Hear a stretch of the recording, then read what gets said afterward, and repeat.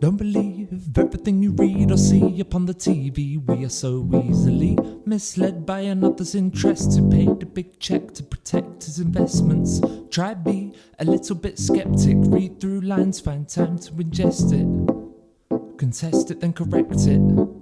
The conclusion's your perspective. That doesn't mean it is all bullshit when everybody screams fake news from the pulpit. But in these times it's hard to define fact from fiction when diction causes friction, because nobody will just listen to the other side of the table. They're leaving it labelled as fables that will leave us disabled. This leads to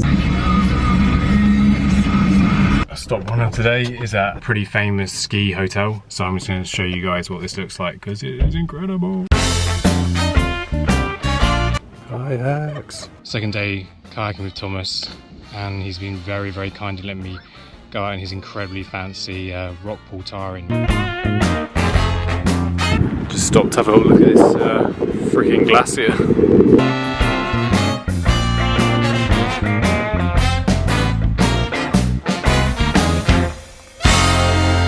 This is a far braver man than me, and he's gonna just go straight into this. He's gonna go off like an absolute rocket.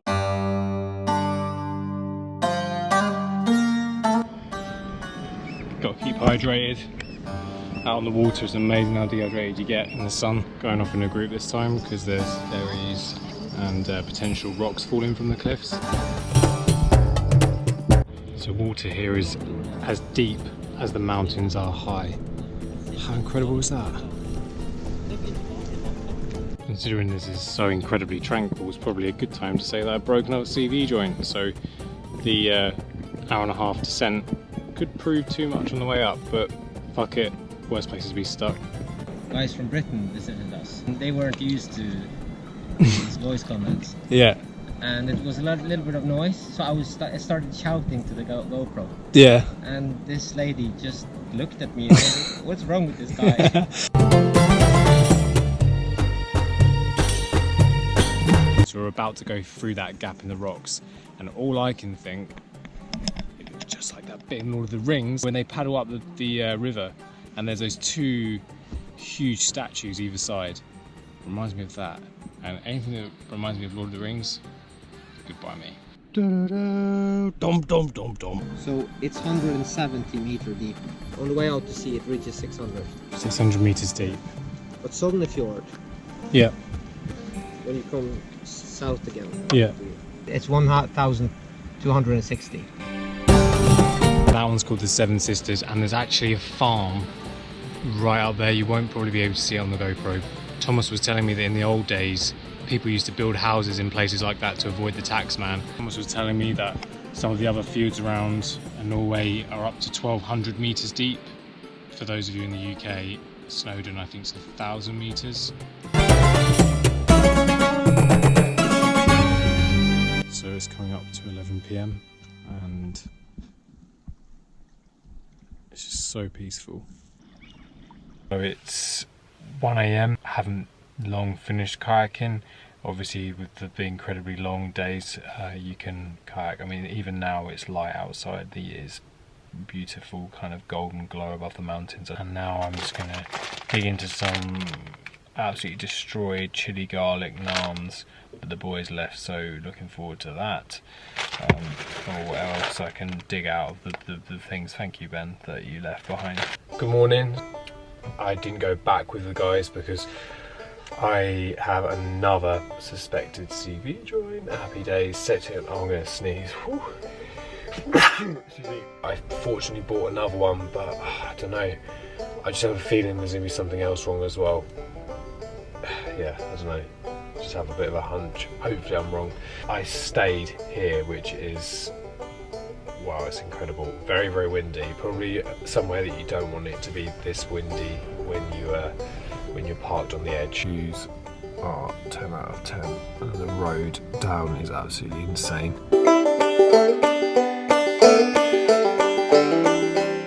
Our campsite in the mountains even has a freaking skate park. Just refilling water. So it's only summer ski center. So it's still running now? Usually it is, but this year there's been so little snow.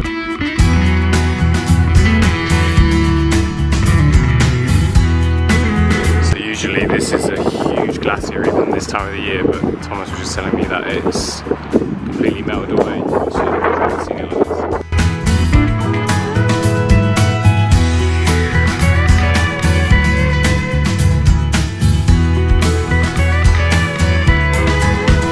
Here we've finished our trip, and yeah, we're going to just have like a really chilled out afternoon and go for a swim before everybody sort of heads off in their own directions. Yeah, you guys.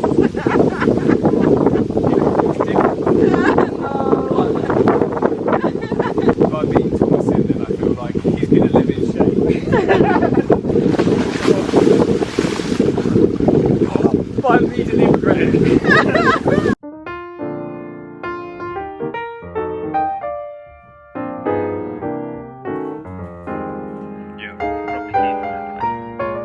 Oh, there they go. God, they never stay. Surprise, surprise, I am back in a garage because the van has decided to break another CV joint in a petrol station, waiting to get into the mechanics. This is becoming a little bit too familiar. One of the really good things I think about having a blog or a website or being a photographer is that if you're travelling and something doesn't go to plan, you've always got something to do. I think that even having a blog is something to distract you, maybe even when you're at home and you're feeling a bit down. I think it's really cool. It's a way to be creative, it's a way to be use your imagination and kind of just lose yourself in it for a while. Thank you, Joe. And that is what you call a tasty frame bag. Massive thank you to Joe at JPack, who makes some incredible products for bikepacking and always goes well out of his way to get bags to me. It wasn't easy this time, especially because of where I am in Norway. Getting post here is a nightmare, and yet he still made it happen, and within about 5 days. So just really want to thank Joe for that.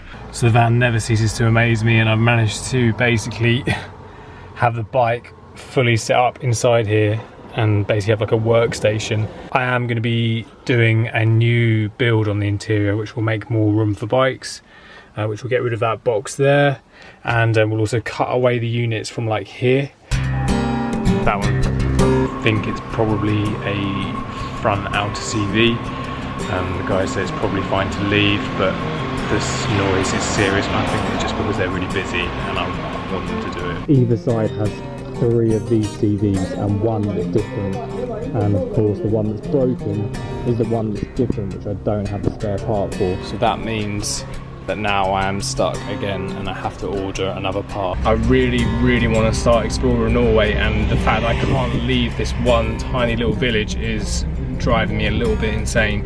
So I'm currently preparing for the first ride I'm doing, and we'll be riding with Tomasz. Bike is looking beautiful. I'm just kind of working through all the food the guys left. I've got all of this dry stored stuff, so I'm thinking I might not even need to take my stove with me. The guy who's getting the parts for my van didn't ring me, even though he promised that he definitely would.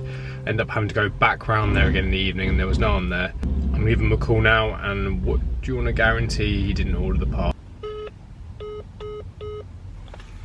Surprise, surprise. I went there around there this morning, there's no one there. I've waited another week and I'm no closer to getting the van fixed. So now I'm going to drive back towards Jotunheimen to meet up with Tomasz. So my plan is to order the part and get them delivered to a garage closer to Jotunheimen.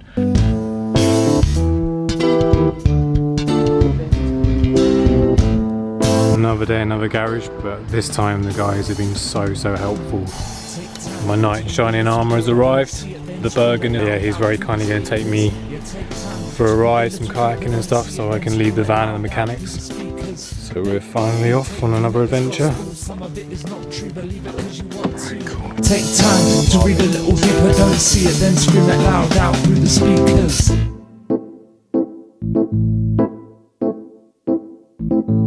I see social streams, the beaming themes that I am in touch with. It seems I'm in a bubble, I should bust it and step out from the zone. Fresh as a daisy. They're honing in their algorithms on my convictions, so we only really see things that please us, and this breeds egregious feelings for no reason. But we're all entitled to our opinions. We're all entitled.